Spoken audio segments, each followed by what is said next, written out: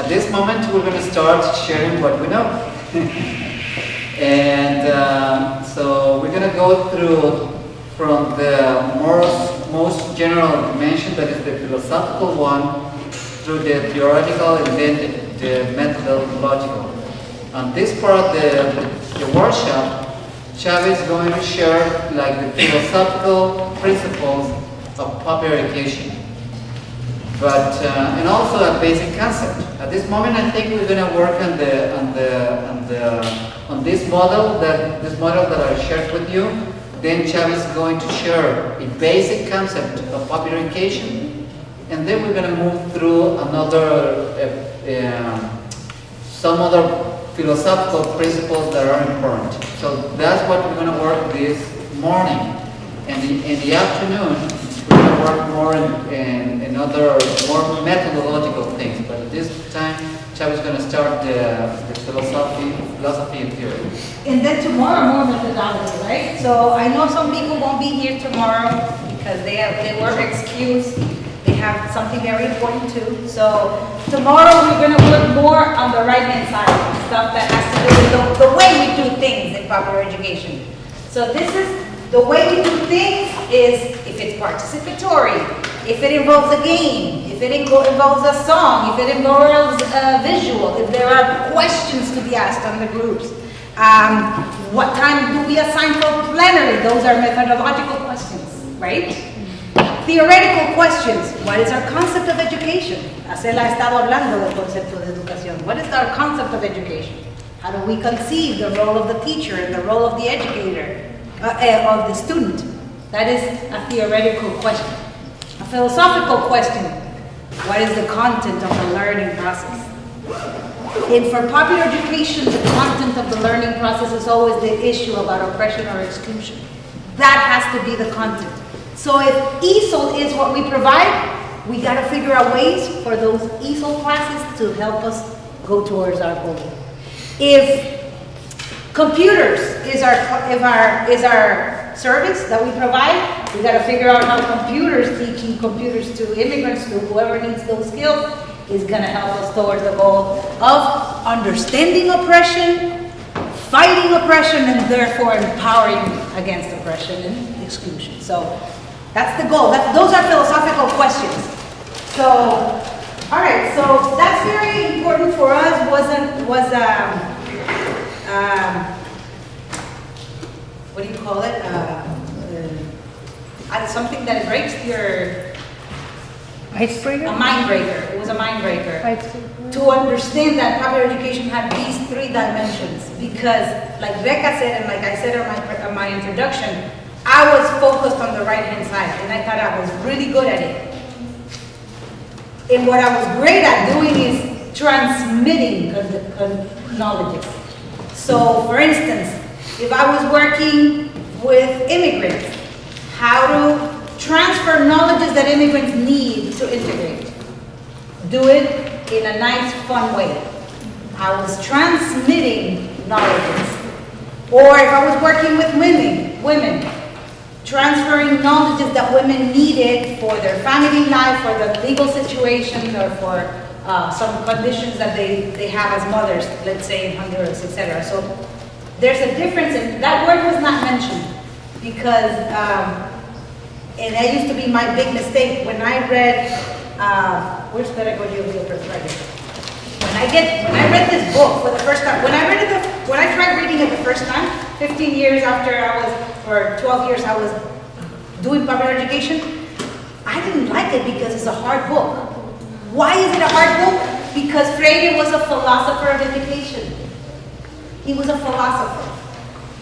He wasn't only a pedagogian. He went deep, and that's why this book is not easy to find. It's not easy to understand. Because he addresses philosophical questions that have to be in the back burner, in the back mind and side of a teacher, of any educator that wants to do public education. I will never reach out what he proposes here. I will never. I'm convinced of that. I will always try. Oh, okay, good. Okay, un poquito vamos a cambiar el español. Estaba diciendo en español, pero quiero repetir en español. Cuando yo leí este libro era bien difícil, porque es un libro con mucho bagaje filosófico. Las preguntas filosóficas de la izquierda son las que se pregunta Pablo Freire en este libro, y por eso es difícil.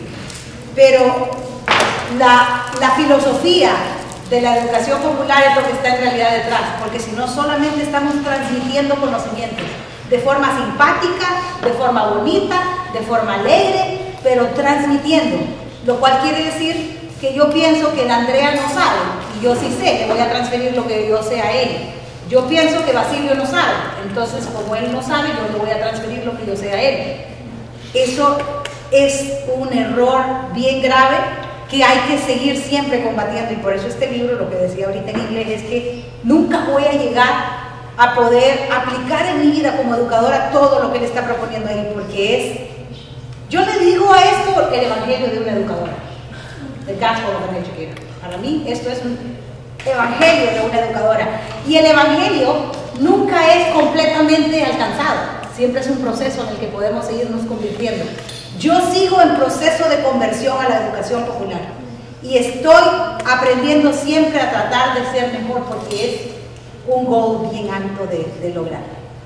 Así que eso es importante para saberlo. Entonces, para complementar este ejercicio, lo que acaban de hacer con Reca, vamos a ver esos 3 ámbitos aplicables en este caso a la educación popular, pero no solo a la educación popular.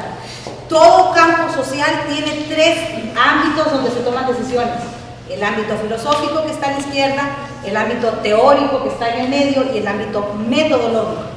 Los educadores populares por décadas, por años, solo se manejaban aquí, eso ya lo hemos estado viendo, y ese fue un problema muy grande de la educación popular. Y ahora, como alguien dijo, las corporaciones han cooptado la educación popular y la están usando para que sus empleados se sientan bien macanudo, bien bonito en sus corporaciones, pero en realidad no están enseñando el gran propósito de la educación popular, que es justamente el aspecto filosófico.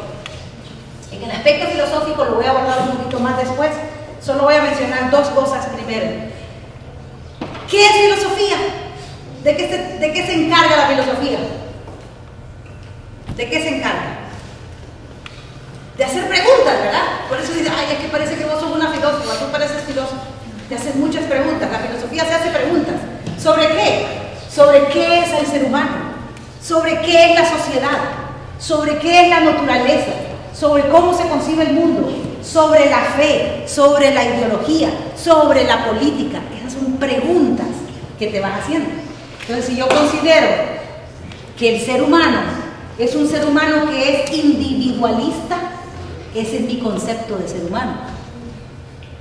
Pero si yo considero que el ser humano es un ser humano que está en proceso de ser cada vez más, mejor, de cada vez ser más ser humano en relación, es un concepto muy distinto. Son 2 propuestas conceptuales de carácter filosófico sobre lo que es el ser humano muy distinto. Si yo concibo que el mundo es para que el ser humano lo explote, yo voy a apoyar a las compañías como Exxon y estas otras que van a hacer negocio de la explotación de los recursos naturales, porque el mundo es para los seres humanos y no al revés. Si yo considero que la naturaleza o el mundo es parte de la creación y hay que cuidarla, las decisiones económicas que yo tomo para las corporaciones y las compañías a las que yo voy a comprarle sus productos tienen que ser coherentes con ese concepto de naturaleza y de cuidado por el mundo. 2 conceptos muy distintos de la naturaleza y del mundo. Si yo concibo que la sociedad es una sociedad en la que no hay problemas, no hay conflictos, todos estamos igual. Hay que arreglar algunas cositas, pero todos estamos igual. Es un concepto de sociedad. Pero si yo concibo que la sociedad es una ebullición continua de conflictos entre hombres y mujeres, entre blancos y negros, entre latinos y no latinos, entre indígenas y no indígenas, entre quien tiene dinero y quien no tiene dinero, muy distinto. Concibo la sociedad como no conflictos, no hay conflictos, o una sociedad como con muchos conflictos que hay que abordar. Son preguntas filosóficas. Entonces, Freire dice, hay un concepto de ser humano para él que es un concepto de ser humano que explica por qué las herramientas que él utiliza. Es un concepto de ser humano que está siempre aprendiendo. Los seres humanos todos seres cognoscentes, voy a decir esta palabra. Conocer es no algo propio solo de un profesor o de alguien que fue a la universidad. Toda persona es ser cognoscente, es ser que aprende. Desde un bebito que está caminando y aprendió a caminar, ese ser está aprendiendo a caminar. Cuando yo concibo que todos los seres humanos aprenden y en tanto conocen, es un concepto de ser humano en el que ya no le da la exclusividad del conocimiento a los académicos, a los científicos, a los expertos, sino a todos los seres humanos. Hayamos o no ido a la escuela, sepamos o no leer, sepamos o no hablar inglés, tenemos conocimientos, porque todo ser humano aprende en tanto se relaciona con el mundo. Un niño chiquito toca la estufa y se quema, y ya vio y se le dolió y lloró, aprendió que ahí hay calor, y después de algo le hace así y ya no toca, aprende, se relaciona con el mundo y aprende. Entonces, desde los seres chiquitos, los niños, los más chiquitos, ellos están en un proceso continuo de aprendizaje. Ellos también tienen conocimientos del mundo que van descubriendo. Yo por eso una vez escuché a una mamá decir, yo puedo ser educadora popular. Si yo a mi niño me le pongo así, yo me acuerdo que lo hice con Andrés en una foto que salió, me le pongo así, la estoy tratando a mi hija, si yo tuviera, como que no sabe. Pero si yo me le pongo así, y estamos de tú a tú, y yo le digo, pero mi amor y tal cosa, como educadora popular madre, puedo entrar en una relación diferente con ella, porque esta niña, o este niño ahora Freire, está aprendiendo sobre su mundo, y yo me voy a entrar en una relación horizontal con ella, para aprender sobre su mundo. Esas son cuestiones filosóficas, porque yo concibo que Freire de bebé estaba aprendiendo sobre su mundo, no era ignorante, estaba en un proceso continuo de aprendizaje. Son preguntas profundas, ¿sí? Entonces, ¿quién conoce? No solo quien se gradúa de la escuela, es más, quien más educación superior tiene, más proceso de deseducación tiene que hacer a veces, porque la educación formal no nos está enseñando el tema de la opresión, lo esconde, la escuela esconde los conflictos, la escuela esconde la exclusión, esconde la desigualdad. Entonces a veces mientras más educación superior tenemos, más proceso de deseducar lo que hemos aprendido tenemos que transferir. Entonces, bueno, un poco el tema de la filosofía, el concepto de ser humano, el concepto de humanización para Freire, en el lado izquierdo, la educación liberadora pretende humanizar al oprimido, a quien se le quitó su posibilidad de ser humano, porque la opresión te quita, te niega tu humanidad, ¿cierto? Cuando tú eres excluido de la sociedad o excluida, se te está negando tu ser humano, tu humanidad.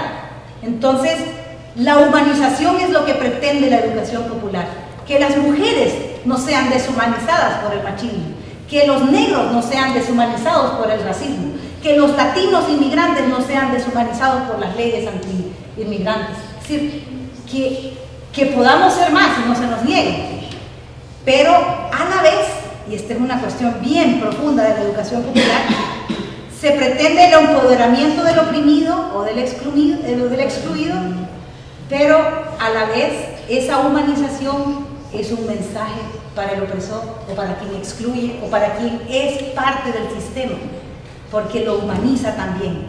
Cuando un hombre que es machista, se está deshumanizando.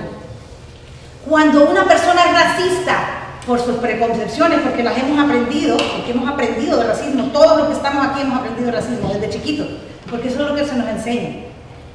Cuando somos racistas nos estamos deshumanizando, porque no somos capaces de ver a la otra persona como ser humano. Entonces, la educación popular pretende la humanización del oprimido, del que es víctima de la opresión, pero también es una oferta liberadora para quien oprime. Y eso es bien profundo. Nuestro mensaje liberador no es solo para los sectores excluidos, pero sí son los principales protagonistas de los procesos liberadores. Pero el proceso liberador que la educación popular promueve es ya un mensaje de humanización para quienes oprimen. Ven eso, que es bien bonito, ¿verdad? Porque no los deja por fuera. Y luego, por otra parte, la palabra freedom. Me he puesto algunas palabritas porque son un montón de cosas que hay ahí, pero lo que se pretende en el proceso de humanización es la liberación, no es la libertad, es la liberación en realidad. Quizás no es la palabra freedom, sino liberation. La liberación es un proceso interminable. Es más, Freire dice que somos seres inacabados. Estamos inacabados porque siempre estamos en un proceso de autoliberación. Y entonces ese proceso es bien interesante, porque ¿quién aquí me puede decir que ustedes ya llegaron a alcanzar todo lo que querían ser? Levanten la mano. Who in this room has already reached what you wanted to do in your life and you are already satisfied? Let's raise your hand. We are incomplete human beings. We are in the process of completion, and that is an ongoing process. Somebody said an ongoing process. That is. So these are some of the philosophical questions that Freire asks in his Popular Education proposal. En términos, cambio, ¿cómo estamos de lenguaje? ¿Cansa ya el español? ¿Hago switch? Entonces, en términos teóricos, el segundo ámbito de decisiones de una persona que está educando o que está trabajando con los grupos. ¿Cuál es el concepto educativo que yo manejo? Y Reca incluso ahora nos decía, educación conservadora, no hay opresión. Tapémoslo, debajo de la mesa, escondámoslo. Eso es lo que hace la educación conservadora, esconder los conflictos, no evidenciarlos, invisibilizarlos. Las mujeres, no, si las mujeres están muy bien, no, las mujeres no aportan, tampoco no es tan diferente de lo que ellas hacen. Invisibiliza, obstruye, esconde. Esa es la educación conservadora. La educación liberadora no aborda esos temas, pero lo que hace lo hace de forma bonita, interactiva, ¿verdad? De forma, los liberales, que trabajan, el concepto de educación que manejan es que no estén todos aburridos como están ahorita ustedes escuchando, quizás, ¿verdad? Ay, hagamos un energizer, o un papelito de aquí, o una cancioncita allá. Entonces, es un concepto de educación más activa, ¿verdad? Para que él o la participante se involucre en el proceso más. Pero no defina los contenidos. Los contenidos los define el educador. La educación liberadora, y este es el concepto que se maneja, y se conoce también como educación concientizadora. ¿Han escuchado concientizadora, verdad? Educación concientizadora porque la educación popular debe concientizarme cada vez más. Si me concienticé primero en términos de clase, pero yo no era consciente sobre mi identidad de género, me voy concientizando sobre mi identidad de género y la opresión de género. Pero puede ser que yo necesite concientizarme más sobre el racismo. Ese es un tema que yo tengo que seguir profundizando sobre el racismo. Pero puede ser que yo necesite concientizarme sobre la sensibilidad a la población que tiene una orientación sexual distinta a la mía. Un proceso de concientización y de liberación. Es otra forma de llamar a la educación popular, liberadora, concientizadora, transformadora. Son como 4 o 5 términos que se usan. ¿Cuál es el concepto educativo que manejo? Entonces, esta es una decisión importante, porque cuando voy a organizar un taller, no quiere decir que yo como educadora no voy a presentar, como ahorita estoy haciendo, puntos que quiero compartir con ustedes y que todo va a ser jueguito. No quiere decir eso, pero tengo que tomar las decisiones dependiendo de cuál es mi concepto de educación. Si el concepto de educación es que yo doy la clase, ustedes no se van a mover y ni vayan al baño, porque ahí voy a estar dale. Por eso digo que mientras más educación escolar hemos recibido, más tenemos que deseducarnos de esos métodos. Porque los métodos que hemos aprendido en la escuela hacen pasivo a los estudiantes. Dice Freire una palabra, domestica a los estudiantes. Domesticar. ¿Qué quiere decir domesticar? Reprimir. ¿Ah? Reprimir. ¿Cómo? Reprimir. Reprimir puede ser domesticar. Por ejemplo, ¿a quién se domestica? La gallina, ¿verdad? Se domestican los animales que queremos que viven a la casa, ¿verdad? Que no se muevan de la casa, del jardincito que tenemos ahí. Que estén ahí y aprendan que ese es su cerco. Bajo control. bajo control. La escuela domestica las conciencias, porque esconde los temas que deberían estarse abordando en la escuela. Quitar la libertad de la persona. Quitas la libertad, le quitas la libertad a la gallina, y a la gallina está constringida, ¿verdad?, a un cerco, etcétera, ¿no? Restringe la libertad. Entonces, por eso los temas que se escogen tienen que ayudar a no domesticar, sino a sacar a la luz estas problemáticas, pero sabiendo hacerlo. Y finalmente, el otro círculo, el más conocido para quienes hacemos educación popular, el ámbito metodológico. Bueno, ¿cómo lo voy a hacer? Por ejemplo, nosotros tenemos que siempre tomar esa decisión. ¿Cómo damos complementación teórica sin aburrir? Porque hay que darla, pero no es fácil, ¿verdad? Hay que darla. Entonces, por ejemplo, nosotros tenemos claro que tiene que haber habido una técnica participativa previa, donde se recuperan sus conocimientos antes, y después vengo yo y complemento y agrego un poco más de sal y pimienta. Ahí es donde viene mi papel. Pero no puedo hacer esto antes de haber hecho eso, porque les irrespeto a ustedes cuál es el método que yo uso. Entonces, siempre esa decisión es clave. ¿Y cómo lo vamos a hacer? ¿Y cómo podemos? Porque ahorita yo sí estoy compartiendo lo que sé, pero no puedo empezar compartiendo lo que yo sé. Yo tengo que empezar escuchando lo que ustedes saben.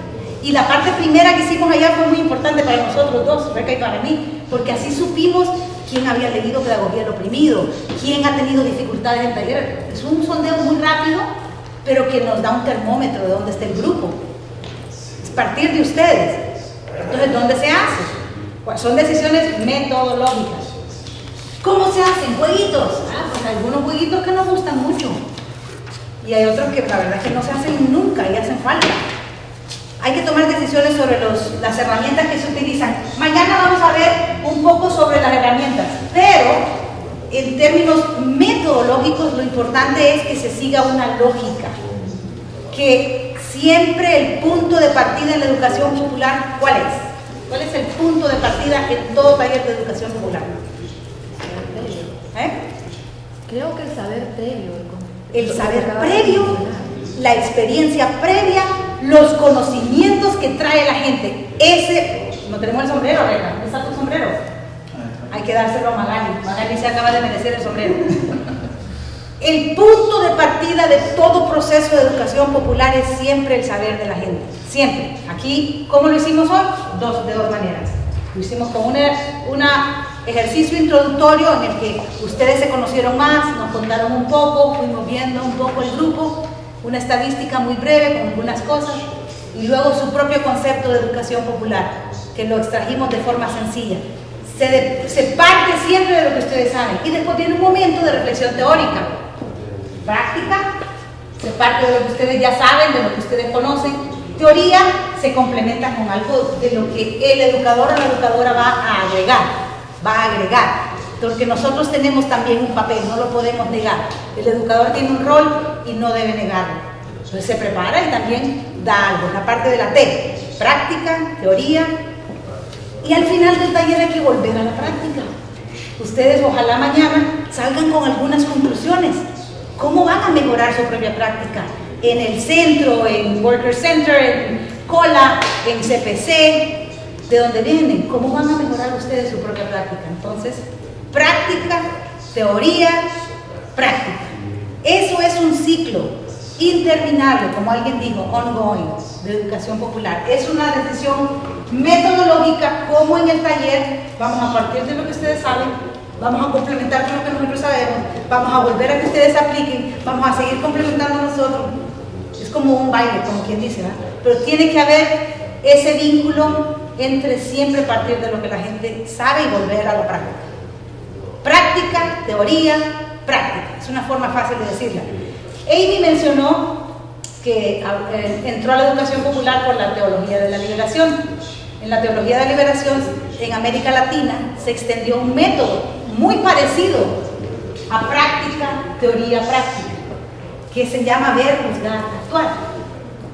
Ver la realidad y la experiencia de la gente, juzgar esa realidad a la luz de los conocimientos y de ciertas herramientas que tenemos para reflexionarla, y actuar sobre esa realidad, para no quedarnos solo sabiendo sobre ello.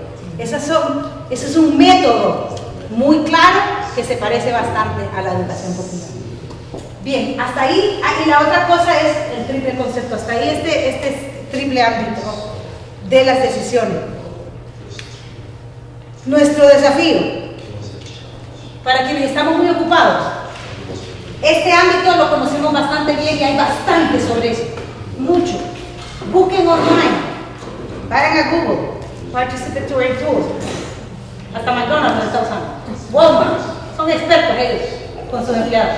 No van a tener problemas para entender esto. Quizás esto hay que profundizarlo un poco más y el gran desconocido, la filosofía de la educación popular, las grandes preguntas sobre la opresión y la liberación que debe estarse haciendo el proceso educativo continuamente. ¿Sí?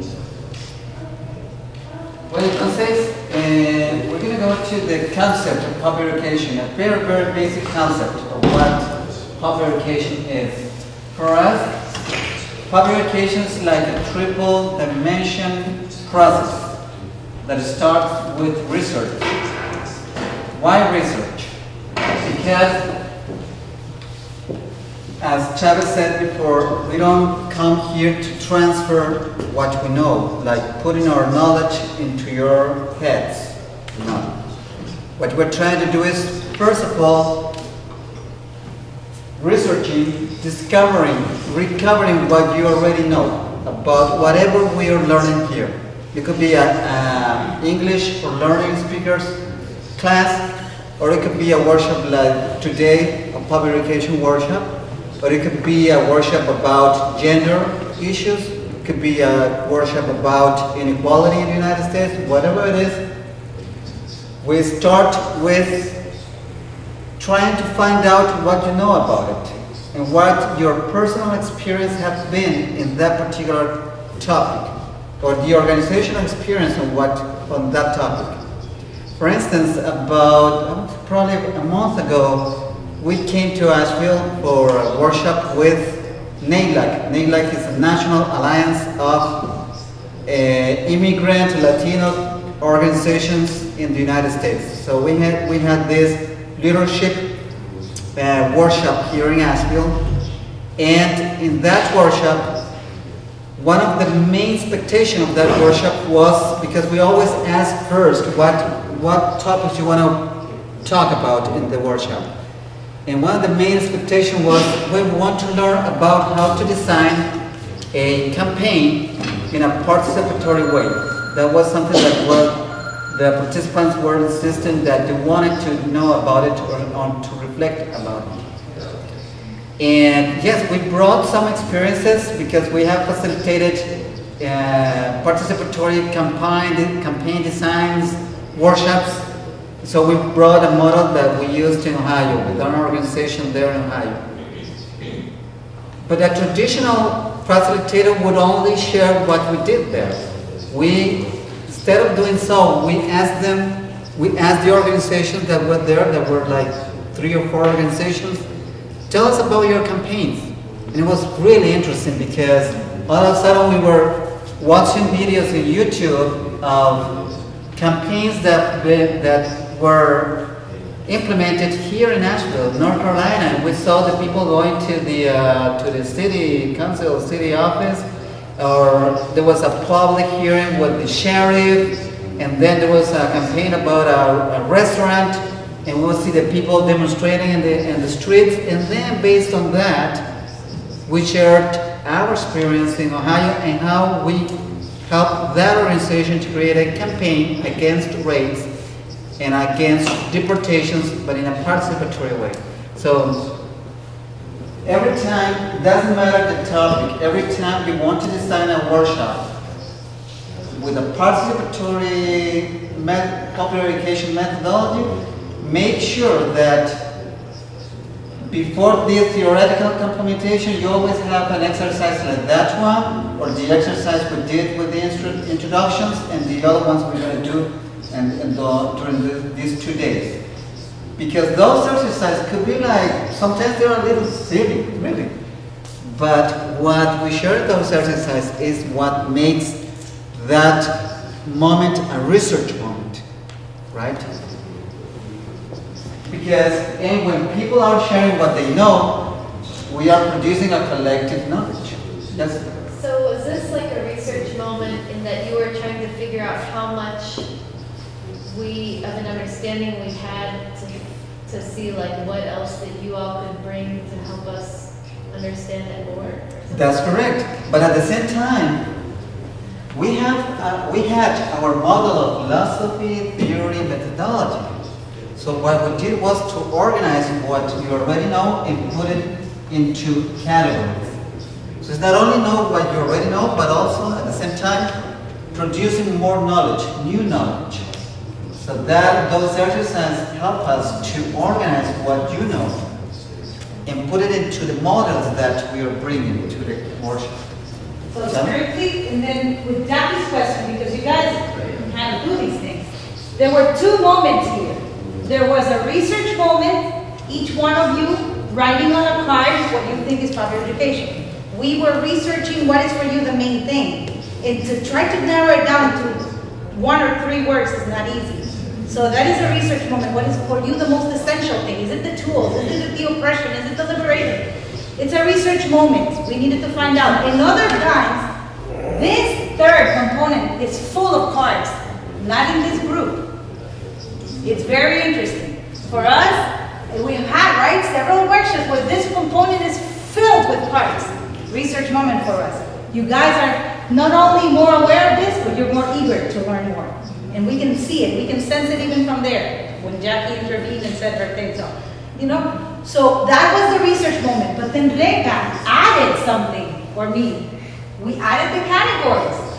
So that's our knowledge, so that way you can think on 3 different dimensions of a popular education, because it's not only still one, the most knowledgeable one, the most known dimension, which is the methodological dimension, and we forget the others.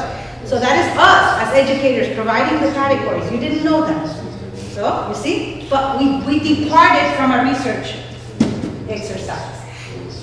And if you see this photograph, that picture was taken in that workshop that I was talking about. And these are people from Marion and Nashville, different parts of the state, of this region of the state. And they are showing the social tree. It's a tree. They draw a tree that in a way reproduces the social system in this part of the state. So the trees were the economic system, the trunk was the institutional organizational system, and then the leaves were the cultural and geological system that is dominant in this part of the state.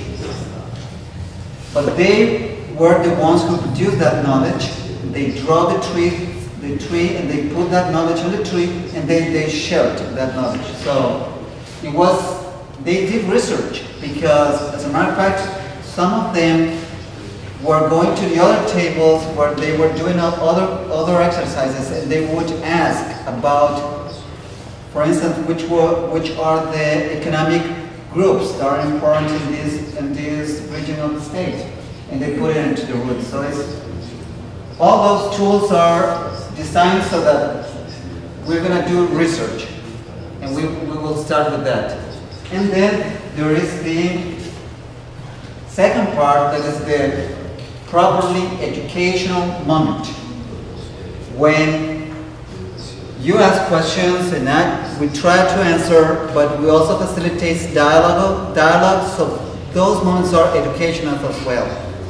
But civic is education that tries to get awareness, or try to foster an awareness process. Awareness about what? Well, awareness about this dynamics of exclusion, of inequality, unfairness in reality.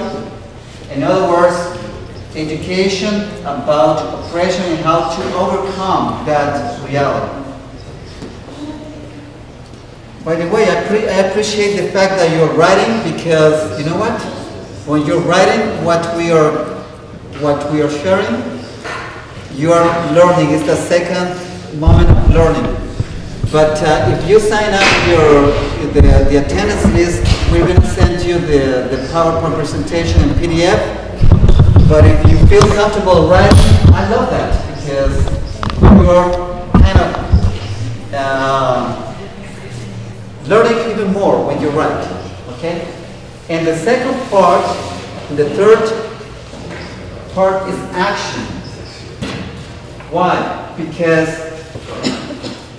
on this training, after finding out your previous knowledge and reflecting about that knowledge and sharing that knowledge, the idea is that at the end of this workshop, you are going to go back to your organization or to your communities doing things differently. Trying in what way different? Well, probably our hope is that next time you have a workshop in your organization or your community, you'll start finding out what people know about that topic that you're going to be working with or about.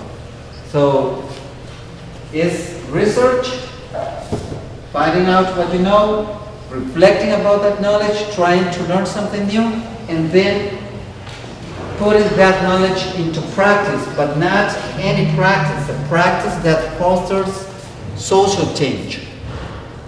And if the reflection, the educational moment is about the oppression, the social action should be oriented toward transformation. That's the thing. Research, education, and action, always. And tomorrow, when we reflect about the methodology, we'll find out that in our workshops, we always do this kind of tools to do some research. Then we have this theoretical moment, and then we have some application of what we have reflected. This afternoon, we're going to work in a very practical exercise where you are going to have the opportunity of putting into practice these three dimensions of popular education.